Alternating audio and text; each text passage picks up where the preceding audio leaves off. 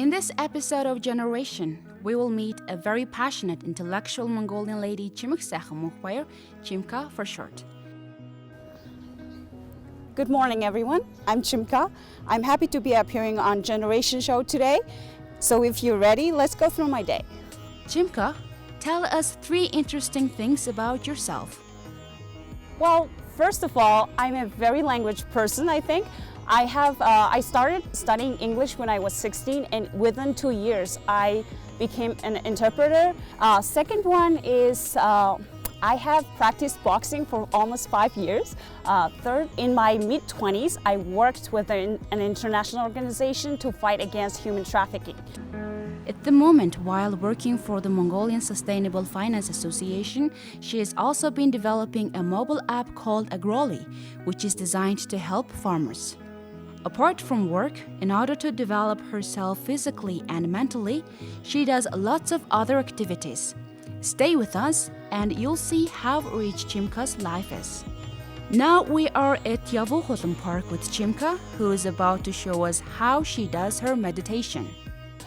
So I just found this very interesting transcendental meditation when I was living in New York. And then my husband and we started taking this class, and I really loved it, and I started practicing it regularly, like every day, twice a day. This transcendental meditation is very easy. You just need 20 minutes in the morning and 20 minutes in the evening. So you don't need any specific posture, but you just sit, just comfortable. So let's start. Did you know? Transcendental meditation is the practice of detaching oneself from anxiety and the technique for promoting harmony and self-realization through meditation, the repetition of a mantra, and other yogic practices. Transcendental meditation, or TM for short, is reportedly practiced by more than 10 million people worldwide. Why do you like meditation? I had a trauma. When I was a child, I had fired my aunt's house, and since then I had I think I developed a high anxiety. So from time to time, I realized that there's a nervousness, there's something that I'm so feared. Does the technique encourage you to empty your thoughts? It's just you have a lot of thoughts. Daily we have thousands of thoughts. Just transcendental meditation is, we have specific mantra. When you repeat the mantra, your mind suddenly distracted, and then it just starts thinking, but you just let it go through. What mantra do you say to yourself? Well, we just don't say our mantra because each person, when we take the class, each person has a different mantra based on the personality or based on what the instructor will give you. So we don't say it to people. It is great to see how she does her morning meditation. Our next destination is a ballet studio in Seoul Plaza where Chimka takes lessons. So right now I'm going to my ballet class. I like to take this class a lot.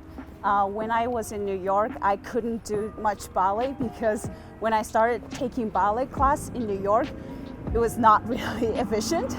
I guess in New York, they're more focused on what you can do, but in Mongolia, in UB, the ballet classes focus on what you cannot do. So I really needed to focus on what I cannot do.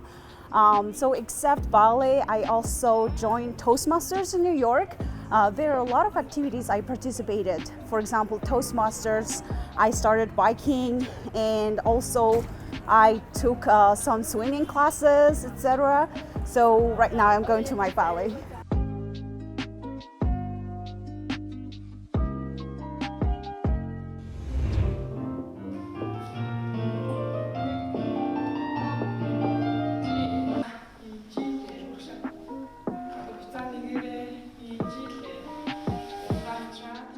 Let's learn how Chimka's ballet instructor Artanzol describes her student. Chimka is one of my favorite students in our ballet class. She's very active and 100% puts her all the efforts doing with ballet exercising skills. As a ballet instructor, what would you say ballet gives to a person? Ballet exercises are very effective for people, and that is which is like improve your balance and improve your stretching and improve everything, like your tones, your muscles, and like increase your energy, and you're great for your mindfulness and calming, and like it's very, very effective for your body shape. Thank you, Altanzul, for sharing the advantages of studying ballet. Let's hear what Chimka says ballet gives her. I work all day on my computer because I work on many projects. I have a back pain, and then it releases my body pain. Basically, it just takes a lot of moves back and forth. So right now, I'm just taking the advanced class that has a lot of advanced movement. Like for example, it takes a lot of flexibility, like which I'm not really good at until now.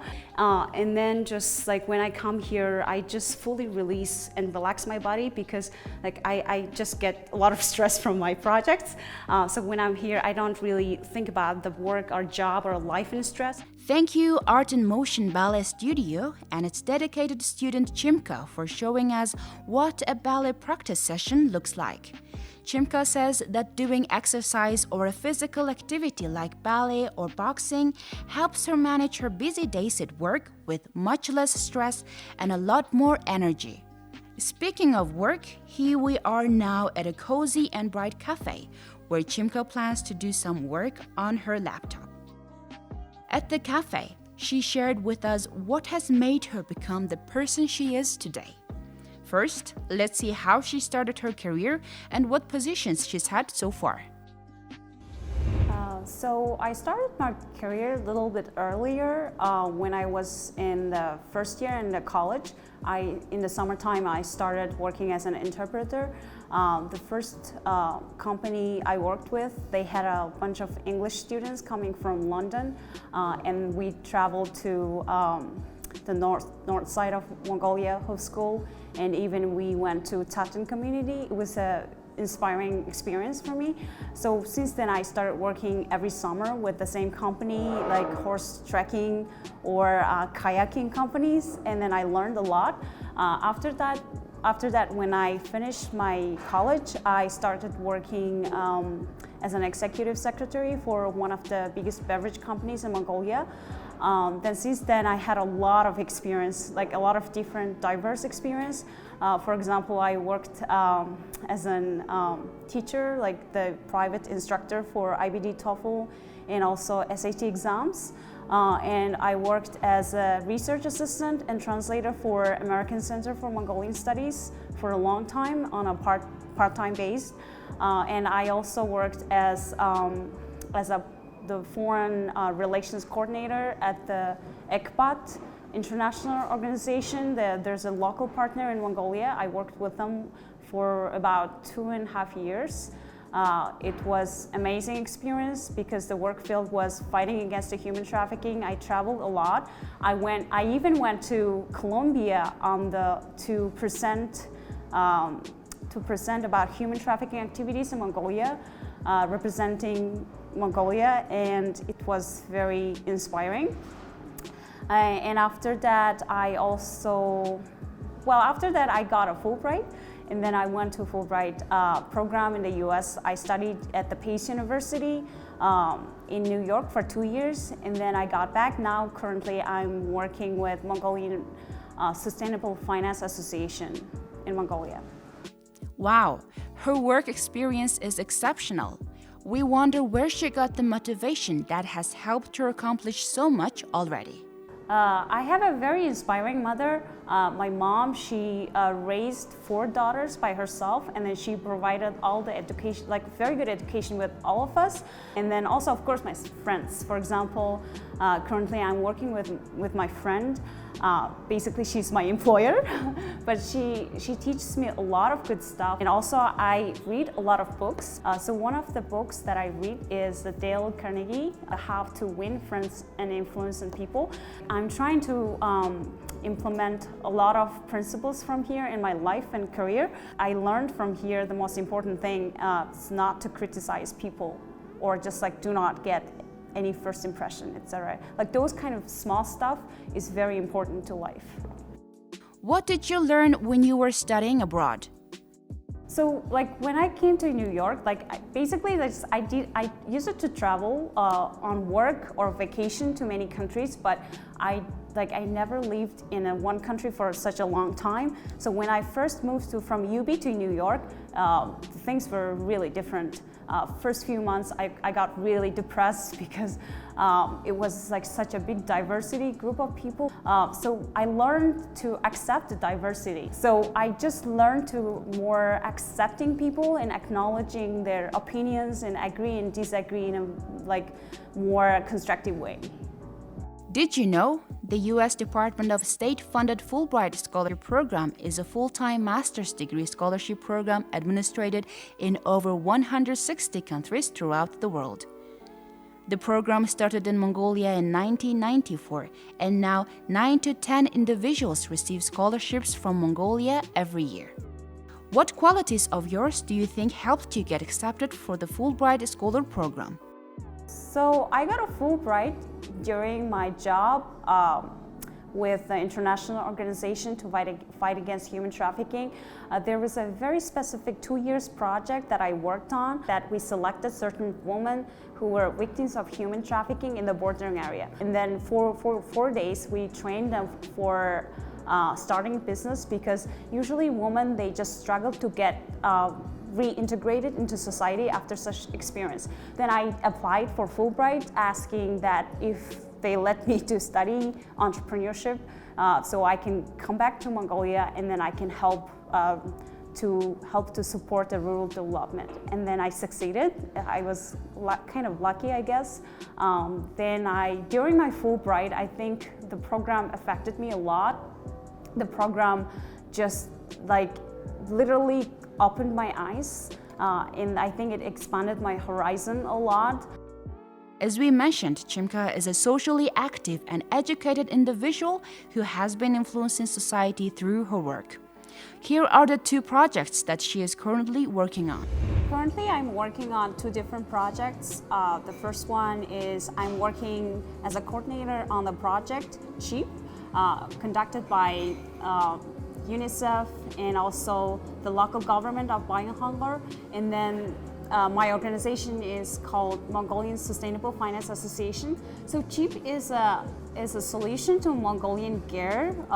The abbreviation is called cooking, heating, and insulation.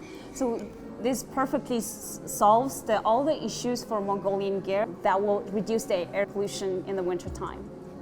Did you know the Mongolian Sustainable Finance Association promotes environmentally and socially responsible business practices through green and sustainable finance?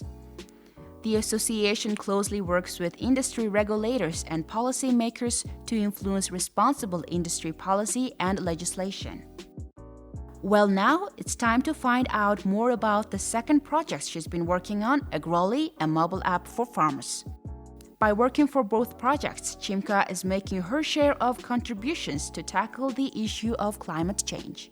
I'm working on this Agroli application. So this application is for household farmers in rural areas. Farmers can see the list of the crops that they can plant and test in their own community. For example, if I'm in Dornad, there's some specific crops that farmers in Henty plant. So maybe I can think about testing and planting it in my Dornad province. It's currently only available for Android system, and it's available in 4 different languages, including English, Mongolian, Portuguese, and Mandarin. As described by Chimka, the universal application created in 4 different languages allows farmers to connect with each other, find information about planting vegetables and crops, and ask professional agronomists for further advice about planting and then marketing their crops. Currently, we are testing in Mongolia. It has few different functions. For example, it has forum where farmers can go into, and then they can map out the farmers in the Henty province or Sukbatar or Dornad, and then you can just be able to discuss some certain issues regarding your farming. And then just someone can answer or take a picture, etc. And it can also help the farmers to see short-term and long-term weather predictions. So based on long-term annual weather prediction. If you are a farmer or a farming enthusiast, you may want to download the Agroli application on your phone. Just search for Agroli on Play Store and you're good to go. Who has worked on Agroli with you? So I have a few friends in New York. We all studied in same school, the same business school in New York. So we decided to team up to create this application. And then since last June, we have been working on this application. There are 4 of us, one from Taiwan, one from India, and one from Brazil, and then that includes me from Mongolia. Technology is developing a lot in Mongolia, but I think it's still like a lot of solutions are lacking in agricultural farming. So we wanted to be one of the digital solutions for agricultural farming issues in rural areas. In Mongolia, the high altitude, extreme fluctuation in temperature, long winters, and low precipitation provides limited potential for agricultural development. Because of this, many issues arise ranging from high prices for veggies and the quality of the veggies available. But how wonderful is it that we are living in this era of technology that has solutions for many of the issues that we've been facing. Chimka and her agripreneur partners have set a goal to address more and more of the problems that farmers face.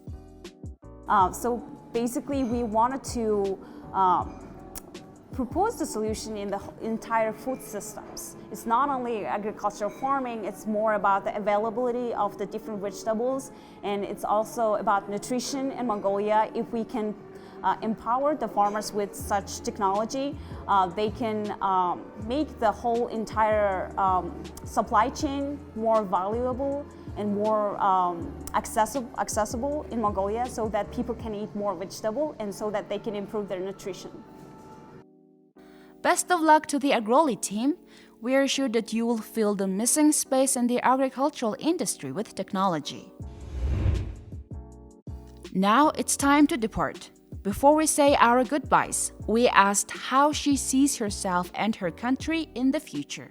Right now, I'm challenging myself in the tech sector. Like, I'm really interested in tackling the issue of climate change and also agricultural farming problems. So probably in the future, I would say that my country will have less problem in agricultural farming, and we'll have less food problems, for example, like health and nutrition.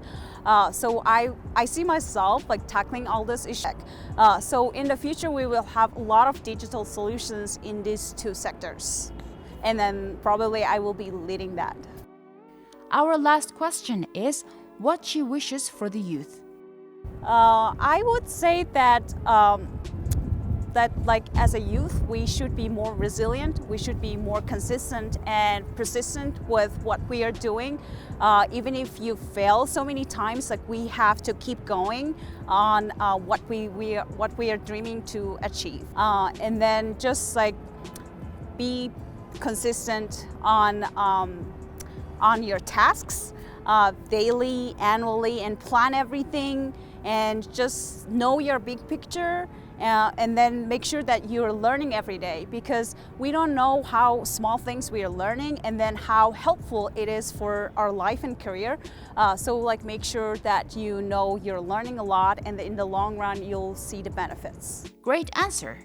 Thank you, Chimka, for sharing your passions with us and how you're working in order to reach your goals. Thank you very much for inviting me, and then thank you very much for spending time with my day. So I'm gonna go, and then thank you so much. Bye. Thank you for staying with us. We'll see you in another 2 weeks. Bye-bye.